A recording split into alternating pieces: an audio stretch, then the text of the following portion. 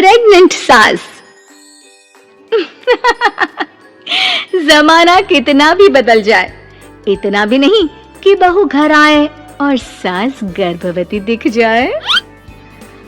देखो मीरा, माँ का पूरा ख्याल रखना है, उनसे अब काम नहीं होता है। क्यों, क्या हो गया है? तुम्हारी माँ तो हट्टी कट्टी दिख रही है, पूरी शादी में घोड़ी की तरह नाची है, अब क्यों काम नहीं होता उनसे? वो माँ प्रेग्नेंट है ना, बच्चा होने वाला है। मैं कभी भी भाई बन जाऊंगा इस साल के अंत तक। क्या बोल रहे हो? वो सर पर हाथ रखकर बैठ जाती है। यार पहले क्यों नहीं बताया? कैसा मजाक है ये? झूठ बोल रहे हो ना? हाँ, झूठ बोल रहे हो ना? तभी ससुर की आवाज आती है। बहू, पानी गरम कर दे, तेरी सास को दवाई देनी है। समय पर दवाई ना दी तो परेशानी हो जाएगी। और हाँ, जरा काजू पीसकर दूध में मिलाकर ले आना। तेरी सास खुद से तो अपनी संभाल करेगी नहीं। हे भगवान, ये मैं क्या सुन रही हूँ? ये ससुर जी को क्या हो गया है? मैं क्या सोच कर आई थी? हाय रे, मैं तो किसी को मुंह भी नहीं दिखा पाऊंगी। अब ये रोना धोना बाद में करना, पहले गर्म पानी कर दो, माँ को दवाई देनी होगी। और हाँ, रात को माँ के पैरों में तेल लगा देना। बहू को गुस्सा आ जाता है, वो बड़बड़ करती किचन में जाती है जहाँ उसका ससुर खड़ा होता है। एक बड़ी जिम्मेदारी है हम सबके सरों पर। इस उम्र में माँ बनना खतरे से खाली नहीं होता। हाँ हाँ पता है, तो क्यों बन गई माँ? अरे खतरे से कम नहीं है तो क्या जरूरत थी लल्ला पैदा करने की? कैसी बात कर रही हो बहू? क्या तुम खुश नहीं कि घर में एक नया मेहमान आएगा, छोटे छोटे पैरों से पूरे घर में घूमेगा? पिताजी, ये हाथ जोड़े आपके, आप यहाँ से जाओ। ये शायरी बाद में बताना, अभी मैं पानी गरम करके थर्मस में दे देती हूँ। सारा दिन पिलाते रहो गरम पानी। और हाँ, ये बच्ची की बात बार बार मुझसे कोई नहीं करेगा। बहू का पारा अब चढ़ा ही रहता था। वो काम तो सारा करती, लेकिन किलस किलस कर। मीरा सारे काम से फुर्सत पाकर बैठी होती है कि माँ का फोन आ जाता है। बेटा, बहुत बड़ी जिम्मेदारी है तेरे सर पर, अच्छे से निभाना। ससुराल में हर किसी को खुश रखना वैसे तो मुश्किल है, लेकिन भगवान ही हिम्मत देता है बहू को हर कुछ सहकर सबको खुश रखने की। क्या बड़बड़ किए जा रही हो माँ? जानती भी हो कि यहाँ क्या चल रहा है? मेरी सास, अरे तेरी सास तो देवी है देवी। कितने खुश हो रहे थे सारे तेरी सूरत देख देख कर। पता नहीं जैसे बहू नहीं कोई मन मांगी मुराद मिल गई हो उन लोगों को। अरे बात तो पूरी सुनो। मन मांगी बुरा तो पूरी हुई है। अरे मेरी सास को बच्चा होने वाला है, प्रेग्नेंट है वो। क्या बकवास कर रही है मीरा? ये बात किसी को कहना मत। मुझे तो बता दिया, लेकिन अब अपनी जबान सिल ले। कहाँ है तेरी सास? बात तो करा मेरी। पूछू जरा, पोता पोती खिलाने की उम्र में खुद का बच्चा खिलाने का शौक कहाँ से आ गया? और आया भी तो बताना तो चाहिए था। अब क्या नाक कटाने के लिए हम लोगों से रिश्ता जोड़ा है?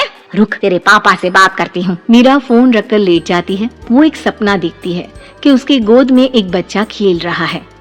भाभी की गोद में कितना खुश दिख रहा है ना? लग ही नहीं रहा कि भाभी है। मैं तेरे लिए क्या लाया हूँ, सोने की बालियाँ। तेरी शादी में तो मैं बुढ़ा हो जाऊंगा ना।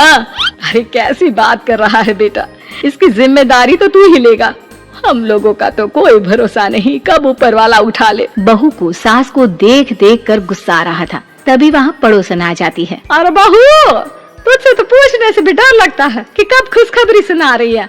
अब तो अपनी 1 महीने की ननद की ही जिम्मेदारी संभाल ले, बहुत है। अपने जेवर भी रख देना और पैसे भी जमा करना शुरू कर दे। वो बात आगे बढ़ाती उससे पहले ही बहू जोर से चिल्लाकर उठ जाती है। नहीं नहीं नहीं नहीं, मैं अपने जेवर किसी को नहीं दूंगी। अरे कौन ले रहा है तुम्हारे जेवर? तुम औरतें भी ना सपने में भी जेवर ही संभालती रहती हो। मैंने जो सपना देखा है ना, सुनोगे तो होश उड़ जाएंगे। अच्छा, तुम अपना सपना बाद में बताना, पहले मेरा सुनो। कल मैंने इतना अच्छा सपना देखा, इतना अच्छा सपना देखा कि अगर वो पूरा हो जाता है ना तो मैं तुम्हारे लिए रानी हार बनवा दूंगा। बहू अब सारी गम भूलकर पति का सपना सुनने में लग जाती है। अरे क्या सपना था बताइए ना, बोलिए भी तो, क्या सपना है? मैं पूरा कर दूंगी अगर बात रानी हार की है तो। बोलिए बोलिए। मैंने रात को सपना देखा कि माँ को बेटी हुई है और मुझे बहन। सच्ची, इस घर में बेटी हो जाए तो मैं तो झूम ही उठूं। मीरा का मुंह बन जाता है। वो चुप हो जाती है और सपने की बात याद करती है कि बेटी हुई तो उसे ही अपने गहने उसे देने होंगे। फिर तो रानी हार की जरूरत पड़ेगी ही। भाई लड़की बड़ी होगी, उसकी शादी होगी तो जेवर तो चढ़ाने ही होंगे ना, कहाँ से आएंगे वो? कितनी समझदार हो तुम मीरा। मैंने भी यही सोचकर तुम्हारे लिए रानी हार लेने का सोचा था। अरे फूटी किस्मत मेरी जो ऐसा परिवार मिला। मेरे पापा की तो मैं अभी क्लास लगाती हूँ, जो सब जानते हुए भी ऐसे परिवार में मेरी शादी कर दी। बहू पिता को फोन लगाने ही वाली होती है कि ससुर की फिर से आवाज आती है, बहू गरम पानी ले आ जल्दी, थर्मस में खत्म हो गया है। बाद में खबर लेती हूँ मैं पापा की, पहले सास को गर्म पानी दिया हूँ। बहू अभी किचन में काम कर ही रही थी कि मीरा के मम्मी पापा आ जाते हैं। वो हाथ में ढेर सारे फल लेकर आते हैं। मीरा के पिता मीरा के ससुर से कहते हैं, लीजिए भाई साहब, ये फल रखिए, बहन जी को खिला दीजिएगा। वैसे कैसी है उनकी तबीयत? बस पता तो है आपको, ऐसे वक्त में जो होता है बस वही सब। मुझे तो सुनकर बहुत गुस्सा आया था, लेकिन चलिए, भाग्य में जो है लिखा उसे कौन टाल सकता है। डॉक्टर को दिखाए? हाँ हाँ, बस डॉक्टर आने ही वाला है। अच्छा हुआ आप लोग भी आ गए। उतने में एक सुंदर सी लेडी डॉक्टर आती है। पेशेंट कौन है आप? अरे नहीं जी, मैं तो बहू हूँ इस घर की। मैं तो अभी सोच भी नहीं सकती पोता या पोती के बारे में। अभी तो मेरी सास ही। अरे चुप हो जाना, देख तो ले, डॉक्टर है ये, किसी के भी सामने गुस्सा फोड़ देती है। डॉक्टर कमरे में जाती है और थोड़ी देर बाद बाहर आ जाती है। पीछे से सास भी निकल आती है। हे भगवान, इतना दुख तो किसी को भी ना दे जितना मुझे दिया है। देखिए बहन जी, आप लोगों को तो ये सोचना भी नहीं चाहिए था।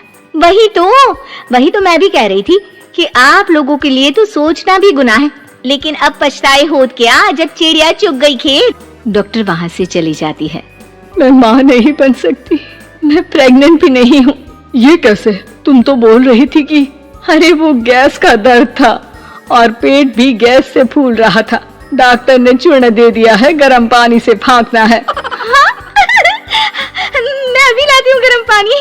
अरे मैं तो गीजर ही लगा देती हूँ। हाय रे, खुशी के मारे पागल